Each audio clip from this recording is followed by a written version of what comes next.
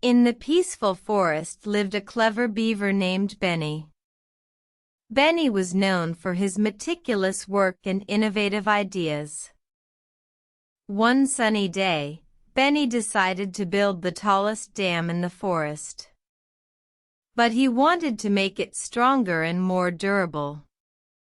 He thought hard and remembered a science experiment he learned at school. He called it the building block experiment.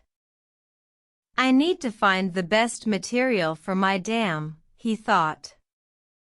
"The strongest material must be resilient." Benny invited his friends, the wise owl Olivia and the energetic squirrel Sam, to help him. Together, they collected different materials. They tested each material by pulling, pushing, and twisting them.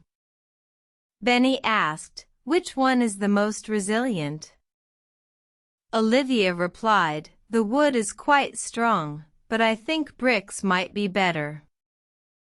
Sam, who was always full of energy, suggested, "What about metal?